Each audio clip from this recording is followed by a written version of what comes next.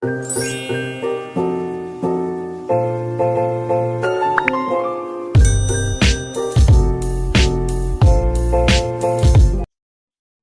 Assalamualaikum warahmatullahi wabarakatuh. Perkenalkan, saya Putri Surya Anita dari program studi PGMI kelas 2A. Di sini saya akan memenuhi tugas UAS dari mata kuliah Ilmu Pendidikan Islam yang berjudul Kurikulum Pendidikan Islam yang diampu oleh Ibu Dr. Basinon, SAG, MPD. Baiklah, di sini saya akan membahas mengenai kurikulum pendidikan Islam. Oke, slide selanjutnya. Pengertian kurikulum pendidikan dan Islam. Yang pertama adalah pengertian dari kurikulum. Nah, kurikulum dalam bahasa Indonesia memiliki arti susunan rencana pengajaran. Menurut sebagian ahli, berasal dari bahasa Latin, yaitu kurikulum, yang berarti bahan pengajaran, dan ada pula yang mengatakan berasal dari bahasa Prancis, yaitu kurir, yang berlari. Adapun pengertian kurikulum menurut para ahli, yaitu yang pertama adalah Omar Muhammad Al-Taumi. Nah, Omar Muhammad Al-Taumi Syaibani ini mengatakan bahwa kurikulum adalah jalan terang yang dilalui pendidik atau guru latih dengan orang-orang yang dididik dan dilatihnya untuk mengembangkan pengetahuan, keterampilan, dan sikap mereka. Nah, yang kedua kurikulum menurut Crow and Crow. Nah, beliau mengatakan bahwa kurikulum adalah rancangan pengajaran yang isinya sejumlah mata pelajaran yang disusun secara sistematis sebagai syarat untuk menyelesaikan suatu program pendidikan tertentu. Nah, menurut ahli yang ketiga, yaitu menurut Abdurrahman Saleh Abdullah. Nah, beliau mengatakan bahwa kurikulum adalah sejumlah mata pelajaran yang disiapkan berdasarkan rancangan yang sistematik dan koordinatif dalam rangka mencapai tujuan pendidikan yang telah ditetapkan. Nah, oke, kita selanjutnya ke pengertian pendidikan. Nah, saya akan membahas mengenai pengertian pendidikan menurut UU Sisdiknas nomor 20 tahun 2003. Nah, UU Sisdiknas ini mengatakan bahwa pendidikan adalah usaha sadar dan terencana untuk mewujudkan suasana belajar dan proses pembelajaran agar peserta didik secara aktif mengembangkan potensi dirinya untuk memiliki kekuatan spiritual, keagamaan, pengendalian diri, kepribadian, kecerdasan, akhlak mulia, serta keterampilan yang diperlukan dirinya dan dalam masyarakat. Nah, adapun pendidikan menurut Ki Hajar Dewantara atau yang biasa dikenal dengan Bapak Pendidikan Nasional Indonesia. Nah, beliau ini mengatakan bahwa pendidikan yaitu tuntutan di dalam hidup tumbuhnya anak-anak. Adapun maksudnya, nah, beliau mengatakan bahwa pendidikan yaitu menuntun segala kekuatan kodrat yang ada pada anak-anak itu agar mereka sebagai manusia dan sebagai anggota masyarakat dapatlah mencapai keselamatan dan kebahagiaan setinggi-tingginya. Nah, yang ketiga nih teman-teman, yaitu pengertian pendidikan secara umum, yaitu usaha sadar untuk menyiapkan peserta didik melalui kegiatan bimbingan, pengajaran, atau latihan bagi peranannya di masa yang akan datang. Oke, kita akan membahas selanjutnya, yaitu mengenai pengertian Islam nih teman-teman. Nah, di sini kita akan membahas pengertian Islam secara umum, yaitu salah satu agama dari kelompok agama yang diterima oleh seorang nabi yang mengajarkan monoteisme tanpa iman kompromi, iman terhadap wahyu, iman terhadap akhir zaman, dan tanggung jawab. Nah, adapun Islam berasal dari as-salmu, artinya damai, perdamaian. Nah, Islam sendiri adalah agama yang damai dan setiap muslim hendaknya menjaga perdamaian itu.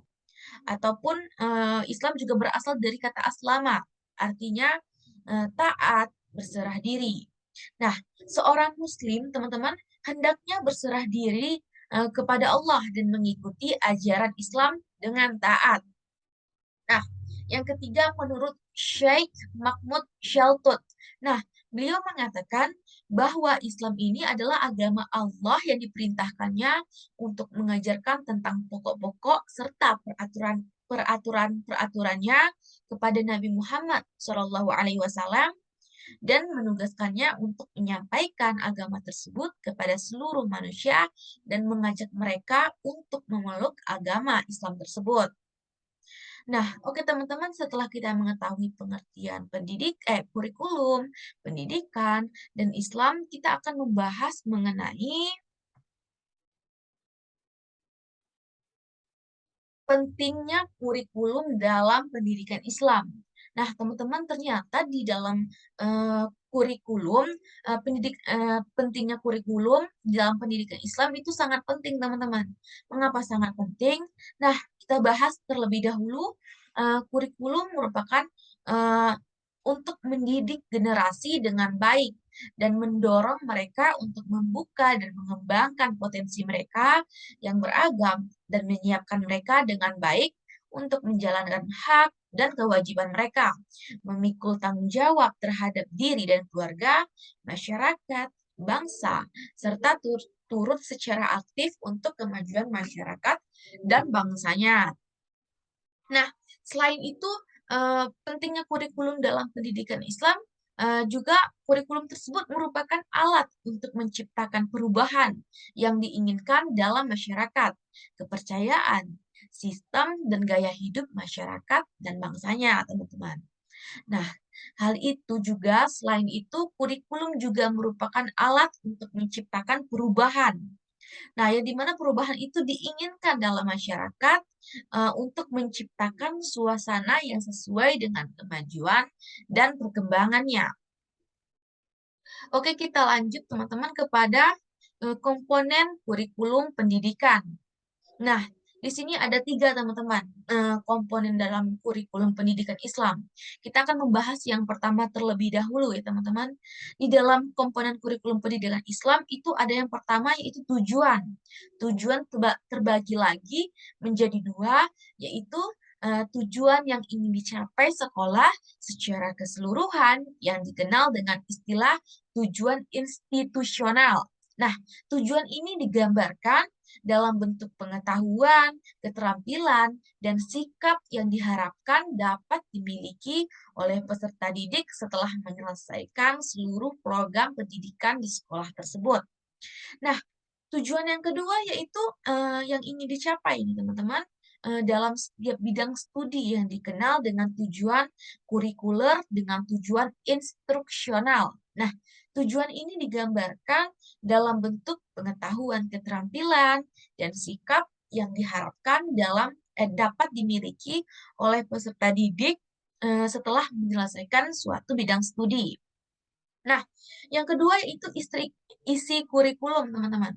Nah, di sini isi kurikulum berkaitan dengan dua jenis juga nih, teman-teman. Yang pertama adalah jenis-jenis bidang studi yang diajarkan yang ditetapkan atas dasar tujuan institusional. Nah, yang kedua yaitu isi program setiap bidang studi yang itu bahan pengajaran diuraikan dalam bentuk pokok bahasan atau dalam bentuk topik. Nah, kita lanjut ke komponen yang ketiga, yaitu organisasi dan strategi dalam kurikulum. Nah, terbagi menjadi dua lagi, teman-teman. Yang pertama, organisasi kurikulum. Nah, dalam organisasi kurikulum ini, apa sih organisasi kurikulum tersebut? Itu merupakan struktur atau susunan program suatu kurikulum mengenai apa yang disebut struktur horizontal dan struktur vertikal. Nah, kita akan membahas mengenai struktur horizontal dulu nih, teman-teman. Nah, yang mana isinya yaitu mata-mata pelajaran secara terpisah, kelompok-kelompok mata pelajaran yang disebut dengan bidang studi, dan yang ketiga, kesatuan program dalam pengenal mata pelajaran dalam bidang studi. Nah, adapun struktur vertikal berkenaan dengan sistem kelas kenaikan kelas dadakan setiap tahun secara serempak. Nah, yang kedua, sistem kelas perpindahan, teman-teman, yaitu suatu tingkat program-program lainnya kombinasi memadukan antara sistem kelas dan sistem tanpa kelas.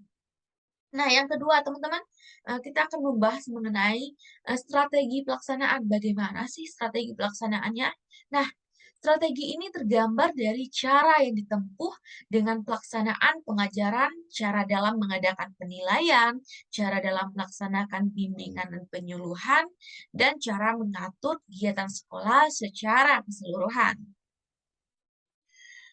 Oke, teman-teman, kita akan lanjut ke dasar kurikulum pendidikan Islam. Ternyata dalam kurikulum pendidikan Islam ini memiliki dasar, teman-teman.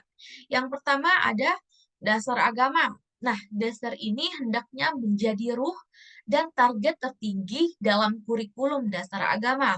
Dalam kurikulum pendidikan Islam harus didasarkan pada Al-Quran dan As-Sunnah dan sumber-sumber yang bersifat furu' atau lainnya. Yang kedua, teman-teman, yaitu dasar falsafah. Nah, dasar ini memberikan pedoman bagi tujuan pendidikan Islam secara filosofis, sehingga tujuan, isi, dan organisasi kurikulum mengandung suatu kebenaran dan pandangan hidup dalam bentuk nilai-nilai yang diyakini sebagai suatu kebenaran yang baik, ditinjau dari ontologi, epistemologi, maupun aksiologi. Nah, yang ketiga, yaitu dasar psikologis, teman-teman. Nah, dalam dasar ini memberikan landasan dalam perumusan kurikulum yang sejalan dengan ciri-ciri perkembangan psikis peserta didik, sesuai dengan tahap kematangan, dan bekalnya memperhatikan kecakapan pemikiran dan perbedaan perorang-orangan antara satu peserta didik dan peserta didik lainnya. Nah, lanjut, yaitu yang dasar terakhir, yaitu dasar sosial, teman-teman. Nah, dalam dasar ini memberikan gambaran bagi kurikulum pendidikan Islam yang tercermin pada dasar sosial yang mengandung ciri-ciri masyarakat Islam dan kebudayaan, baik dari segi pengetahuan nilai-nilai ideal, secara berpikir, dan adat kebiasaan, seni, dan sebagainya. Nah, setelah membahas mengenai pengertian kurikulum pendidikan Islam serta pentingnya kurikulum pendidikan Islam dan dasar-dasar dalam pendidikan Islam, kita akan membahas mengenai terakhir, teman-teman, yaitu prinsip kurikulum pendidikan Islam. Nah, menurut Al-Syaibani, teman-teman, tahun 1979, di mana prinsip-prinsip yang harus menjadi acuan dalam kurikulum pendidikan Islam meliputi hal-hal berikut nih, teman-teman. Bisa dilihat dari PPT tersebut. Nah, yang pertama, berorientasi pada Islam, termasuk ajaran dan nilai-nilainya. Untuk itu, teman-teman, kurikulum yang dirumuskan baik yang berkaitan falsafah, tujuan, kandungan, metode pengajar, maupun cara-cara perlakuan dan hubungan-hubungan pendidikan harus berdasarkan pada agama dan akhlakul Islam. Nah, yang kedua, teman-teman, yaitu prinsip menyeluruh atau biasa disebut seperti universal. Nah, yaitu muatan kurikulum hendaknya berlaku secara menyeluruh tanpa terbatasi oleh sekar wilayah. Yang ketiga, teman-teman, prinsip keseimbangan yang dimana muatan kurikulum bendanya memuat ilmu dan aktivitas belajar secara berkesinambungan pada jenjang pendidikan yang telah ditawarkan. Nah, upaya ini dilakukan untuk mengatasi agar tidak mengulang yang akan membuat peserta didik bingung. Nah, oke, teman-teman, kita lanjut, teman-teman, ya. Yang keempat, yaitu prinsip-prinsip interaksi atau kebutuhan peserta didik, pendidik, dan masyarakat. Nah, yang kelima, prinsip pemeliharaan perbedaan-perbedaan individual atau peserta didik, baik perbedaan dari segi bakat, minat, kemampuan, kebutuhan, dan sebagainya. Yang keenam nih teman-teman, yaitu prinsip perkembangan dan perubahan sesuai dengan tuntunan yang ada atau tidak dengan menggunakan nilai-nilai absolut atau ilahiyah. Yang terakhir, prinsip yang terakhir teman-teman, yaitu prinsip pertahanan integritas antar mata pelajaran, pengalaman, dan aktivitas yang terkandung dalam kurikulum dalam bentuk peserta didik dan kebutuhan dalam masyarakat. Nah, teman-teman, mungkin hanya itu yang dapat saya sampaikan mengenai materi saya tentang kurikulum dalam pendidikan Islam. Ternyata kurikulum dalam pendidikan Islam itu sangatlah penting, teman-teman, yang dimana kurikulum tersebut harus ada di pendidikan Islam. Oke, sekian. Terima kasih. Eh, itulah presentasi UAS dari saya, Putri Surya Anita. Saya akhiri dengan billahi taufiq wal hidayah wa inayah. Assalamualaikum warahmatullahi wabarakatuh.